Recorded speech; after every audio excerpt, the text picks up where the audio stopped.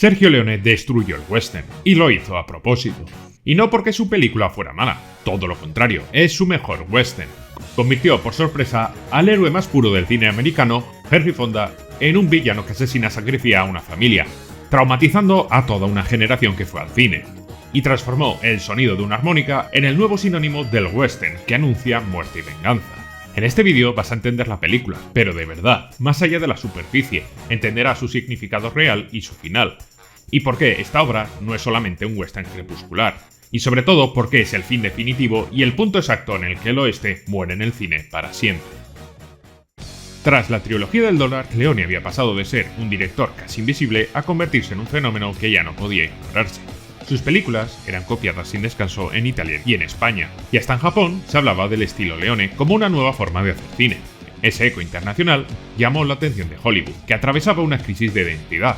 El western clásico estaba en decadencia, y los grandes estudios buscaban desesperadamente un golpe de aire fresco que revitalizara el género. Fue Paramount quien dio el paso. El estudio quería producir un gran western de prestigio, que pudiera competir en los festivales europeos y al mismo tiempo seducir al público americano. Y paradójicamente entendieron que el único capaz de hacerlo no era un director estadounidense, sino un italiano que había convertido el desierto de Almería en el nuevo Mont Valley. Para Paramount, fichar a Leone no era solamente contratar a un director exitoso, era apropiarse de un fenómeno cultural que ya estaba marcando tendencia fuera de sus fronteras. Y por primera vez, Leone no tenía que rogar por financiación ni rebuscar entre productores reticentes. Era la industria norteamericana la que lo perseguía a él.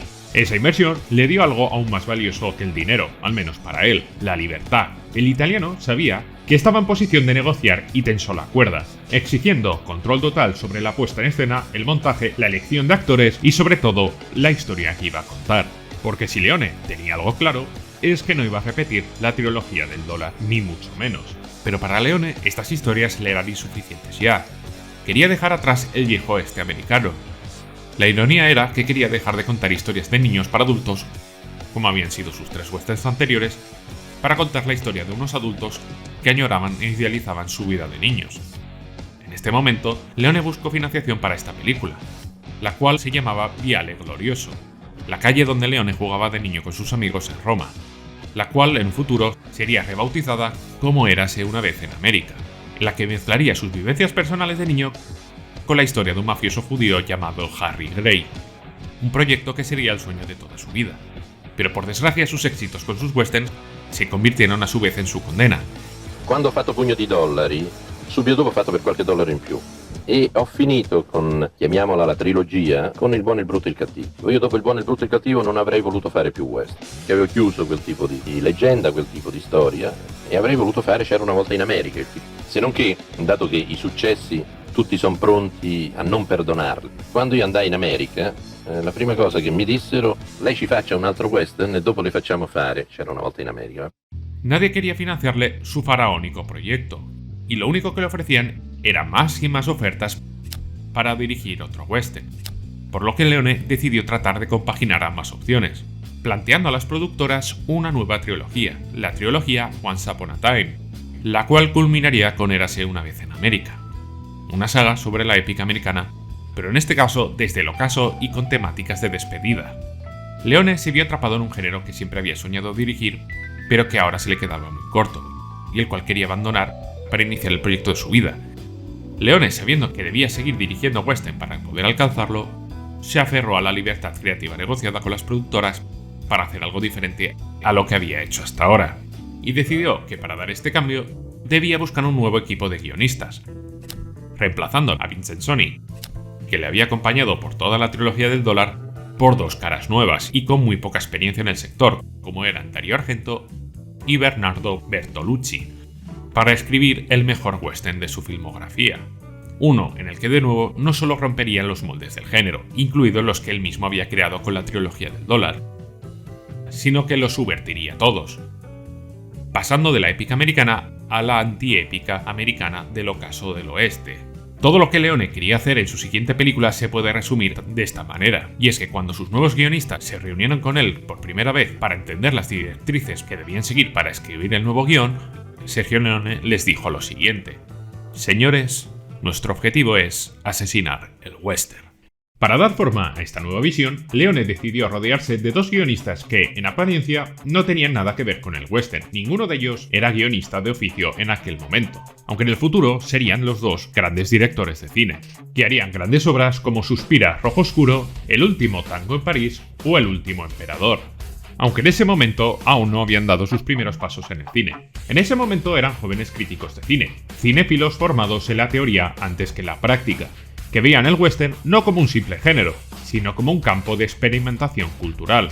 La mezcla fue explosiva. Argento y Bertolucci llevaron a la mesa lecturas marxistas, psicoanalistas y de historia del cine. Por primera vez, un western popular nacía del cruce directo entre la cultura de masas y la alta teoría, pero sobre todo demostraba que ambas podían convivir. No toda la obra de alta cultura tenía que ser una terrible chapa infumable, ni toda película entretenida tenía por qué ser simple. La libertad que había arrancado a Paramount se tradujo en decisiones que tensaron su relación con el estudio. Leone no solamente exigió el control sobre la puesta en escena, también sobre el reparto. Para el papel de armónica, Hollywood le ofreció a todas las grandes estrellas de ese momento. Grandes nombres como Rock Hudson, James Coburn o incluso Warren Beatty. Pero Leone los rechazó sin pestañear. Él buscaba otra cosa, no una estrella glamurosa, sino un rostro tallado en piedra, alguien que encarnara lo que él definía como una fuerza de mármol, un hombre que sabe esperar el tiempo necesario para matar. El estudio, desesperado por convencerle, incluso llegó a rodar pruebas con alguno de estos actores en la secuencia inicial de la estación del tren. El resultado fue un absoluto despropósito. La tensión se evaporaba, la atmósfera no funcionaba y la escena, que debía anunciar un mito, parecía una parodia involuntaria. Leone sabía que tenía razón, y esa certeza le dio más firmeza para imponerse. La figura que buscaba la encontró en Charles Bronson, un actor secundario de origen muy humilde, que se tuvo que cambiar su apellido de Buczynski a Bronson porque si no le purgaba el macartismo. Este se había criado en un pueblo minero, y hasta entonces solamente había sido un secundario en películas como Los Siete Magníficos o La Gran Evasión. Para los ejecutivos, apostar por él era un absoluto error. No tenía tirón comercial, pero para Leone, en cambio, era la pieza esencial. Y como Leone es un cabezón, y menos mal, su tozudez se impuso, y con razón. La irrupción de Bronson en la escena inicial convirtió a Mónica en un personaje mítico, y transformó al actor en una estrella mundial. Con esta jugada, Leone demostró que no estaba interesado en ceder ante las pretensiones del sistema. La película sería suya, sea principio a fin, o no sería nada. Y Leone lo tenía todo en mente. Después del rotundo éxito de la trilogía del dólar y con la posibilidad de trabajar con un gran presupuesto al nivel de Hollywood, Leone estaba decidido a llevar su visión al siguiente nivel. Quería rodar una película colosal que no solo superara el spaghetti western, sino que rompiera todas las barreras y convenciones del cine de pistoleros, acogiéndose para ello a otro subgénero llamado el western crepuscular, que ya había tenido sus primeras películas como habían sido por ejemplo Centauros del Desierto. Leone para su película se inspiró en clásicos de John Ford, principalmente, el cual ya había hecho en parte lo mismo que quería hacer Leone, hacer westerns y luego deconstruirlos. Estas películas influyeron profundamente en la creación de Hasta que llegó su hora, o Érase una vez en el oeste, que es el nombre con el que la llamaban la película prácticamente todo el mundo, menos en España, y que por cierto es un spoiler de la hostia. Adorava John Ford, adorava Howard Hawks, i grandi miti del cinema western americano, però poi sentiva di avere bisogno di raccontarli in un altro modo. Non erano affatto film facili, erano film molto difficili, anche film politici, c'era molto pensiero dietro, c'era molto impegno. Y de la misma manera que el spaghetti western se convirtió en el símbolo más icónico del western en general, Hasta que llegó su hora se convirtió en el símbolo del western crepuscular por definición, pese a que no fuera ni de lejos la primera película de este subgénero. Estas subversiones de sus propias películas se pueden ver en las dos primeras escenas de Érase una vez en el oeste. En la primera, que es la presentación de armónica, la escena se abre con una estación de tren casi desértica, donde tres forajidos se encuentran en una especie de duelo pasivo con el entorno, los cuales, tras tomar por la fuerza la estación, se limitan a esperar a algo o alguien desconocido, en un ambiente cargado de tensión, pero sin música de fondo. Aquí el protagonismo sonoro lo tienen los elementos como una mosca, el telégrafo o la vela que se escucha de fondo. Esta elección de Leone de eliminar la música de fondo sirve para enfatizar una atmósfera opresiva y tensa, contrastando precisamente con las introducciones de la trilogía del dólar, que eran coloridas, dinámicas y acompañadas por una música de aventuras de Ennio Morricone. Leone con esto marca una diferencia clave. A diferencia de la trilogía del dólar, Esto no es un cuento de vaqueros. Leone juega con una espera interminable, como cuando uno de los sicarios lucha con una mosca. La suciedad de los personajes, el sudor en los rostros, los movimientos mínimos, todo contribuye a crear una sensación de inminente conflicto. Finalmente el tren llega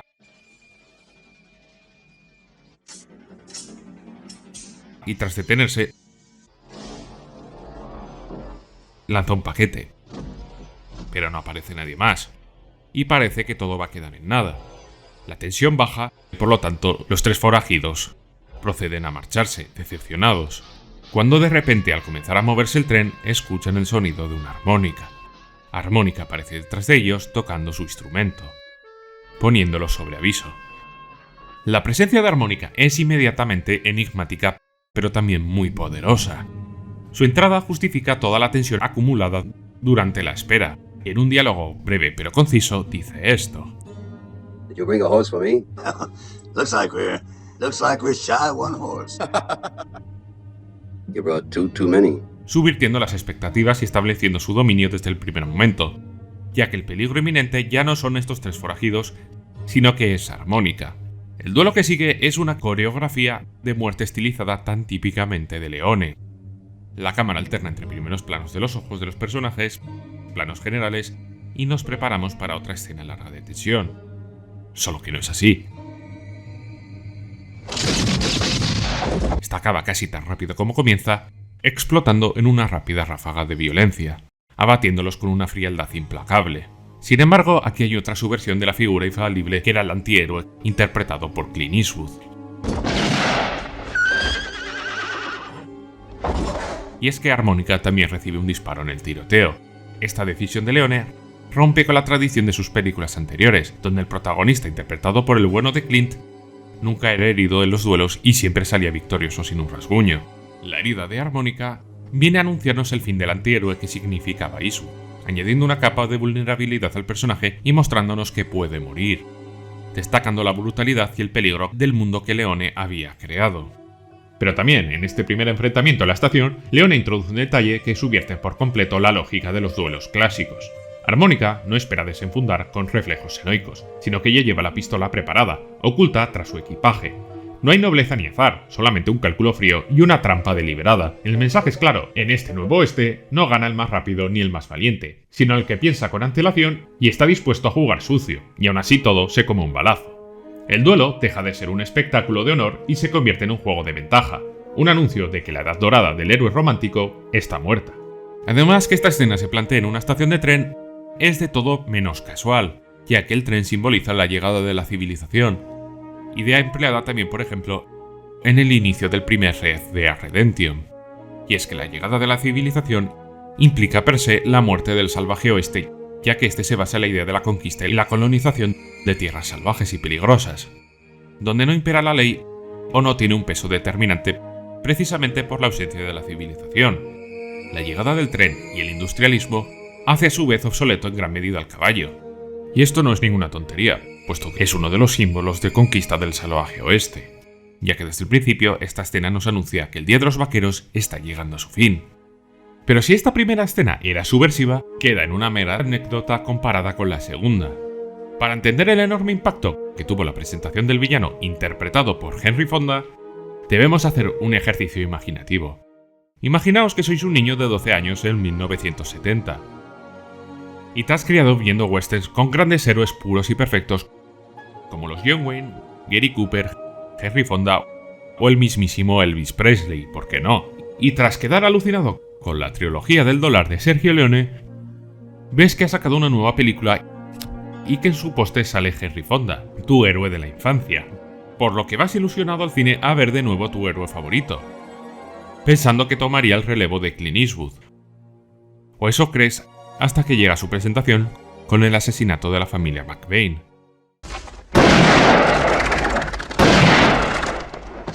Primero nos presentan al padre de familia y al hijo menor cazando aves, detalle que será muy importante más adelante, quedaos con esto.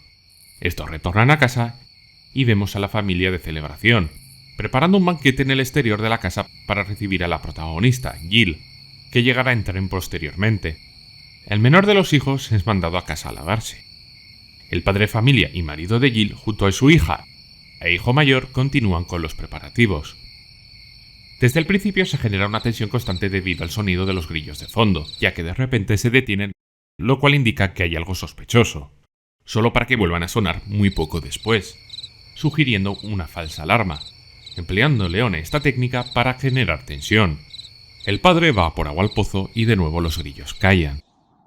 De los matorrales alzan el vuelo unas aves similares a las que el padre de familia había cazado antes junto a su hijo menor. En una analogía directa con esa caza, se escucha un disparo, pero no cae ningún ave. En su lugar vemos a la hija perdiendo el equilibrio ya que ella ha recibido el disparo, siendo en este caso la familia quien está siendo cazada como si fueran una presa. El padre horrorizado corre a socorrerla y es alcanzado en la pierna. El hijo mayor es disparado y muere en el acto. El padre, en un desesperado intento por alcanzar el arma, es disparado de nuevo y cae. Y es, tras que caigan estos tres, cuando el niño menor sale corriendo de la casa y ve a sus familiares muertos en el suelo. Es en este momento cuando suena el tema de armónica. De los matorrales emergen muchos hombres armados, aunque se ven borrosos y no se les pueden distinguir bien, acercándose al niño, y cuando están lo suficientemente cerca, la cámara que estaba apuntando a la espalda de uno de ellos se aproxima lentamente y se gira, revelando en un primer plano que aquel que acaba de cometer esta matanza, el cual ha dado caza a una familia inocente y ha matado a 2 niños, no es ni más ni menos que el héroe americano impoluto del western. El villano es el mismísimo Henry Fonda. Y entonces, mientras que el espectador aún está recobrándose de este shock, en un acto de absoluta crueldad, Frank, el personaje de Henry Fonda, dispara al niño que queda sin ninguna piedad. Esta acción es un golpe devastador, no solo por su brutalidad, porque joder, la escena es dura, sino por la subversión completa de las expectativas del público. Leone utiliza la imagen limpia y noble de Fonda para intensificar el horror del momento, creando una tensión insoportable que culmina con un acto de violencia que deja al espectador traumado, y no conforme con cargarse un mito, convierte al personaje de Fonda en un estereotipo puro del mal, un hombre de honestas y lealtades que solo se mueve por interés y placer, casi nada. When he sent me the script, I couldn't believe it. Lui è venuto in Italia trasformato, completamente umano, cioè aveva i capelli neri, bassettoni alla spagnola e addirittura con le lenti a contatto nere. Giorno per giorno gli facevo togliere qualcosa di questa mascheratura. Poi alla fine, prima di andare in scena, gli ho detto Hank, ma non sarà il caso di togliere anche queste lenti a contatto nere, ti rendono sto sguardo fisso, monotono, eccetera, tu che c'hai questi occhi meravigliosamente espressivi, eccetera. E lui alla fine se l'è tolto. And I arrived on the set, and he took one look, and out! This was not what he bought the baby blues, it's what he wanted. Ho messo la macchina di dietro e quasi a sorpresa, facendo un carrello circolare, scoprivo sotto questo terribile assassino si celava niente poco di meno che Henry Fonda. The camera goes like this, and Sergio, the director, was imagining the audience. It's Henry Fonda! Allora lui, da grande attore ed attore consumato, ha detto Jesus Christ, now understand. Además, cabe añadir que al igual que la anterior escena, Leone de nuevo no emplea en un principio la música de Ennio Morricone, ya que mediante el silencio acentúa la crudeza de esta escena. Además que con el empleo del tema de la armónica cuando aparece el niño, ya vincula el personaje de armónica con el personaje de Fonda incluso antes de que se revele que este es Frank, creando una de las introducciones de villano más memorables y chocantes de la historia del cine. Pero hablando de innovaciones, otra gran innovación de hasta que llegó su hora fue darle el papel protagónico a una mujer. El mismo Leone había declarado sin reparos que uno de sus objetivos como director había sido eliminar el elemento femenino del western. Cito textualmente: desde que era un niño pequeño, he visto un montón de westerns de Hollywood en los que, si eliminas mentalmente los papeles femeninos, la película se vuelve mucho mejor. Y efectivamente, en sus 3 películas anteriores las mujeres habían sido meramente decorativas. La ironía de todo esto, y es muy irónico y será muy contradictorio en el propio Leone, es que no lo hacía por misoginia, sino que todo lo opuesto. A Leone no le gustaba, por ejemplo, las tramas románticas y el papel de dama en apuros. Pensaba que entorpecía la trama y que aportaban entre poco y nada. Aunque irónicamente, en Por un puñado de dólares, la motivación de Eastwood cambia por una dama en apuros. Leone era muy contradictorio en esto. En un principio, esto se debía a que Leone buscaba añadir toques de realismo a sus westerns, reflejando cómo se trataba a las mujeres en este contexto. como meros objetos cuyo valor radicaba en proporcionar placer al hombre. Can't imagine how happy it makes a man to see a woman like you, just to look at her. And if one of them should pat you behind, just make believe it's nothing. They earned it. Sergio Leone, consciente de esta realidad, la reflejaba en personajes como Jill o como haría con aún más crueldad con Deborah en Érase una vez en América, quienes encarnaban la dura realidad de ser mujeres en un mundo dominado por hombres. El personaje de Jill nace para criticar todo esto, convirtiéndose en la protagonista, pero eso sí de manera pasiva. Jill es la reencarnación de la idealización del viejo oeste, un paraje que ella ve como una tierra de libre albedrío donde todo es posible, en contraposición a la civilizada Nueva Orleans de la que ella procede. Ideas que representan su tema musical, que es a su vez el de la película. Sin embargo, se va dando cuenta que el mundo violento y machista en el que se ha metido, sometiéndose para sobrevivir a él y lamentando de haber ido, rompiendo a su vez la idealización que Jill tenía por el oeste americano y simbolizando cómo la romantización de este mismo es fruto de esconder su brutalidad. Como dato curioso, el guionista Darío Argento quería dar otro enfoque al personaje de Jill y que ésta tuviera realmente el arco de venganza de Armónica, pero fue Leone quien desechó esta idea, siendo esta la paradoja de Leone, pues por mucho que quisiera denunciar la misoginia a través de sus películas, nunca fue rupturista con la misma. De hecho, el personaje de Jill es manejado por todos los hombres de la película. De hecho, la primera y única decisión que toma es que nada más llegar al rancho y ver la muerte de su nueva familia, decidiera quedarse en este mundo que idealiza. A partir de aquí será manejada cual pelele, puesto que luego Frank la amenaza para que se vaya y esta acata, pero Armónica aparece para impedirlo y la obliga a quedarse y a enfrentarse a Frank, como si fuera un peón en su movimiento para vengarse contra él. Luego Frank la secuestra y se vuelve su amante para sobrevivir, accediendo a venderle sus tierras por presión del mismo, teniendo que ser rescatada de nuevo por Armónica. Y por último son tanto Cheyenne como Armónica quienes se encargan de iniciar la construcción de la estación de tren que Jill necesita para no perder las tierras. Siguiendo con los personajes, tenemos que hablar de Frank y de Armónica en conjunto, pues su enemistad a su vez es un duelo que trasciende lo personal. Frank es el símbolo del viejo oeste, salvaje, cruel, pero a la vez libre. Además que su papel en la trama implica que se oponga a la construcción de la estación de tren de Jill, y posteriormente se enemista con quien era su socio, precisamente un industrial del ferrocarril, saboteándole sus intentos de conectar el mar Atlántico con el mar Pacífico en el proceso. Precisamente la idea del destino manifiesto americano, por lo que Frank representa un viejo oeste que se niega a morir y lucha contra la llegada de la civilización, mientras que Armónica representa todo lo opuesto. Él es el heraldo del cambio, y quien viene a matar el viejo oeste, es decir, a Frank. Esto se puede ver en los temas musicales de estos personajes. Ambos comparten la misma melodía, tocada por el mismo instrumento, una armónica. La de Frank es suave y sutil, casi melancólica, las notas de quien idealiza un pasado, mientras que la de Armónica es la misma canción, pero desgarrándola por dentro.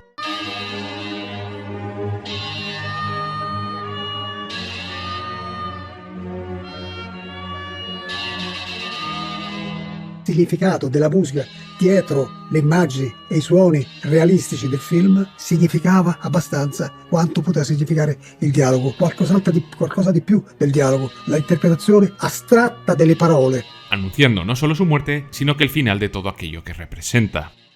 Luego tenemos al tercero en discordia, Cheyenne. Cheyenne es un punto medio entre ambas posturas. Es un perro viejo del antiguo oeste que acepta que sus días han terminado, pero a su vez es incapaz de adaptarse a los nuevos tiempos, siendo una reliquia de un tiempo pasado.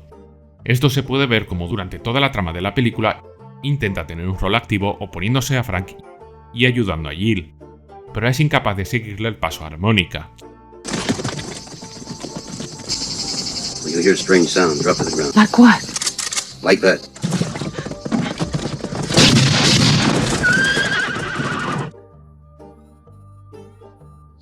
He not only plays, he can shoot too. Quien es quien de verdad lleva el peso de la historia y quien propicia la caída de Frank. Todos los intentos de Cheyenne son en vanos, y de hecho propician su futura muerte. Su tema musical viene a decir esto mismo, titulado Farewell to Cheyenne, traducido al castellano como Despedida a Cheyenne. Cuando al final de la película Armónica se marcha de la estación de Jill, este trata de seguirle solo para ver que le han disparado con anterioridad y que va a morir, simbolizando como el salvaje oeste es incapaz de seguir a la civilización. Sorry, Harmonica. I gotta stay here. Who? I ran into Mr. Choo-Choo. I didn't count on that half-man from the train. He got scared. Hey, Harmonica, when they do you in, pray it's somebody who knows where to shoot. Go away, I don't want you to see me die. Siendo irónicamente su muerte a manos del industrial del ferrocarril de antes. Además, fuera de cámara, y tal como este dice, por subestimarle. Cheyenne es disparado por la civilización representada por el tren, ya que si bien él acepta el cambio no le acepta a él. El viejo este no tiene cabida en la civilización, siendo disparado en una zona no vital y muriendo lentamente. Al igual que el viejo oeste americano, no murió de golpe. Mucho antes del ferrocarril, llegó el ejército. También llegó el telégrafo. Y por último el tren, siendo una muerte lenta pero anunciada, igual que la de Cheyenne. Siendo las últimas notas de la canción la inspiración tanto del personaje como del salvaje oeste. Pero antes de acabar con el análisis de Hasta que llegó su hora o Érase una vez en el oeste, debemos de terminar de hablar de Armónica y de Frank. Nothing matters now. I came here to see you, because I know that now you'll tell me what you're after. Only at the point of dying. I know. Al igual que la segunda película de la trilogía del dólar, Leone y Morricone adoptan de nuevo los flashbacks oníricos tan característicos del indio. Estos sirven para enmascarar las motivaciones reales de Armónica, ya que es presentado al principio de la película como un forajido más y casi como un villano, ya que sus acciones obligando a Jill a quedarse y poniéndola en peligro en el proceso así lo dan a entender. Pero es mediante estos flashbacks, acompañados del sonido de su armónica, come c'era Walter West, l'armonica a bocca che diventa protagonista. Yeah, go on. Play, Harmonica. Play so you can't bullshit. Only watch those false notes.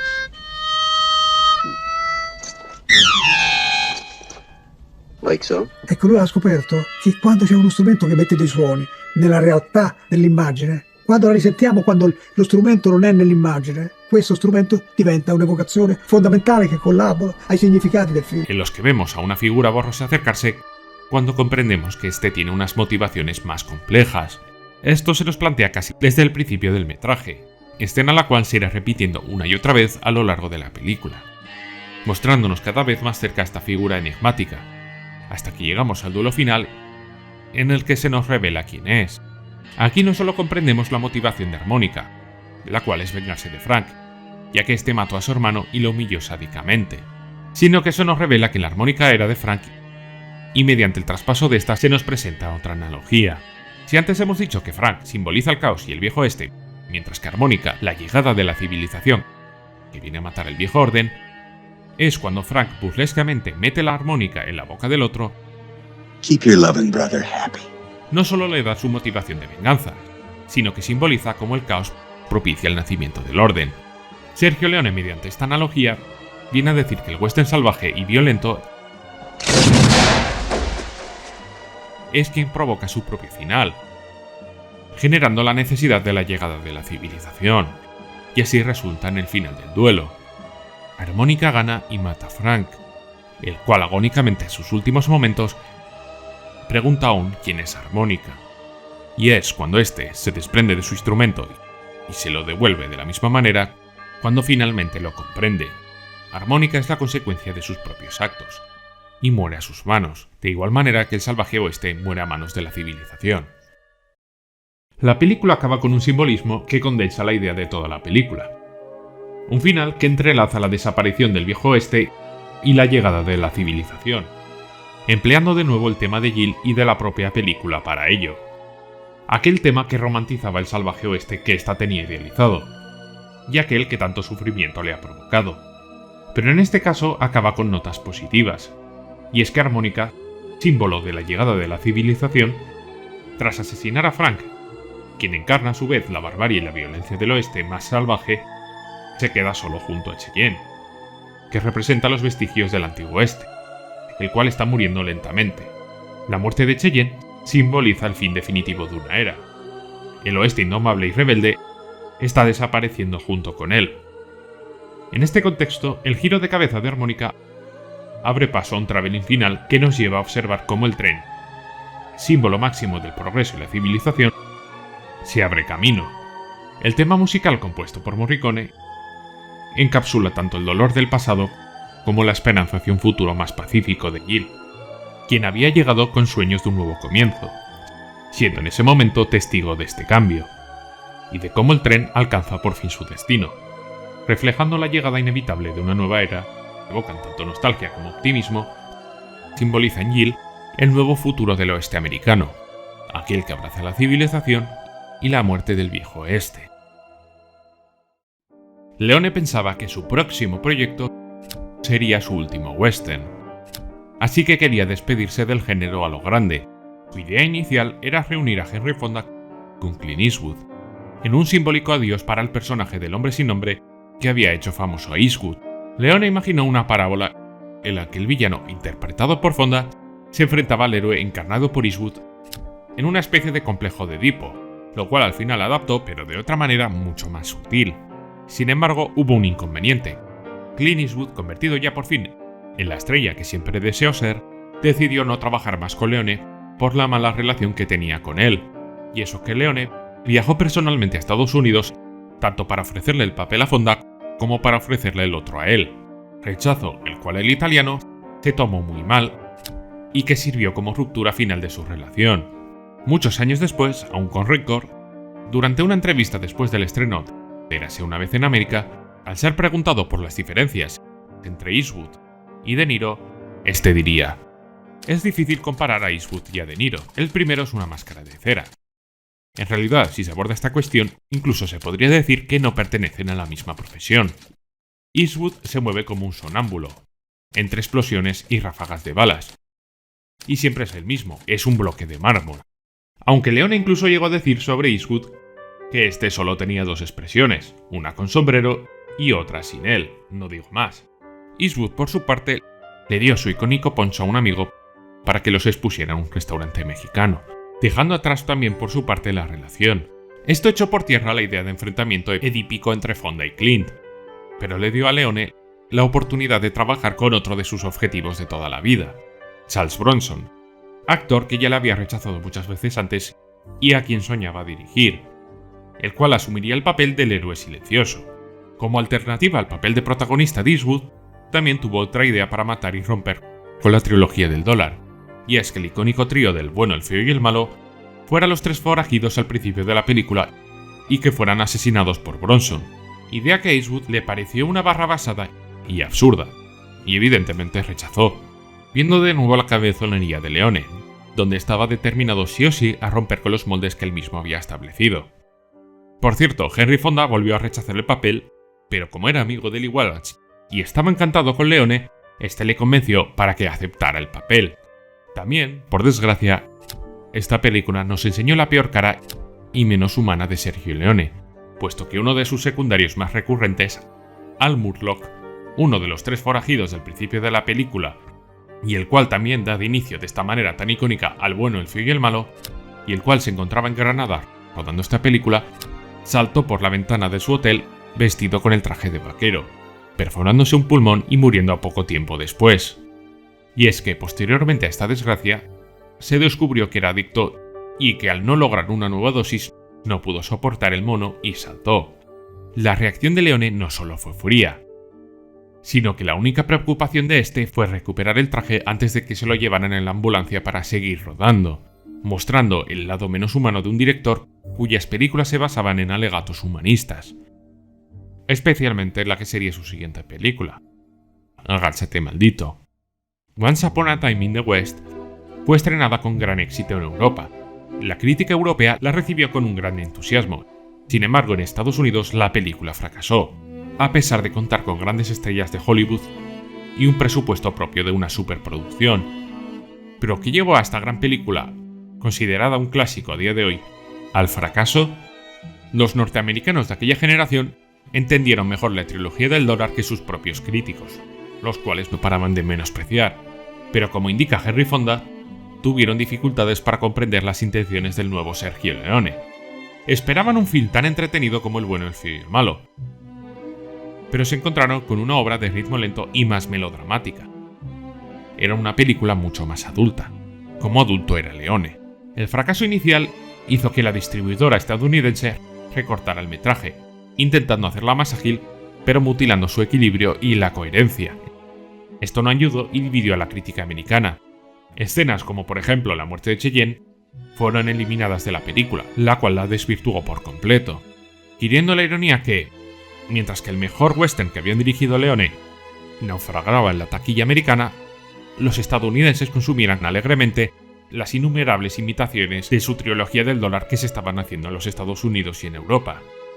No fue hasta años después, con la reivindicación pública de Once Upon a Time in the West por las nuevas generaciones de directores como Martin Scorsese, George Lucas u otros tantos, cuando los estadounidenses comenzaron a darle una segunda oportunidad a la película.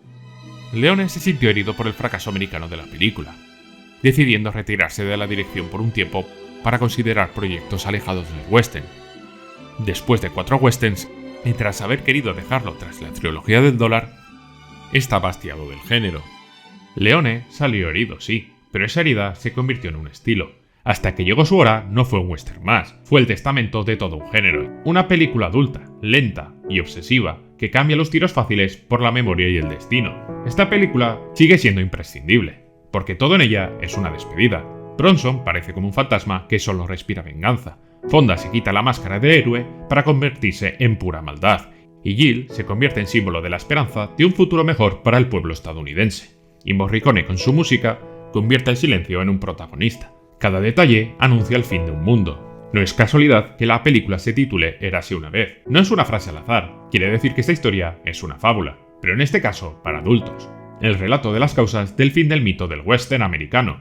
Leone lo plantea como un cuento de origen y a la vez de cierre. La mitología acaba y la leyenda se convierte en un epitafio. Hasta que llegó su hora es profunda en todos los niveles. Leone lo diseñó así, a propósito, y queda en este último gesto. El traveling del tren funciona en 2 niveles. Dentro de la ficción simboliza la llegada de la civilización.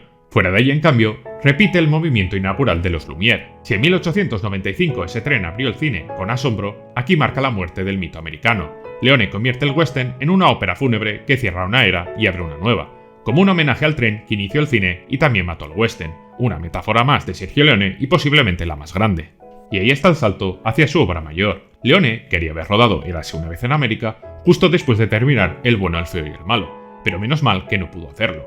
Si no hubiera hecho hasta que llegó su hora, no habría madurado la forma de contar desde la memoria, ni habría perfeccionado el flashback como eje narrativo. Esta película es el peldaño necesario hacia su ópera magna, y la que, para mí, sigue siendo la película más bella que he visto hasta ahora. Esta película no recibió la justicia que merecía en su estreno, la cortaron, la malinterpretaron, la compararon con sus imitaciones, pero el tiempo la ha devuelto a su sitio. Puede que después se rodaran más westerns, incluso más grandes westerns, pero el género se cerró aquí. No fue un disparo final, fue un requiem. El western murió en un andén, y fue Leone quien bajó el telón.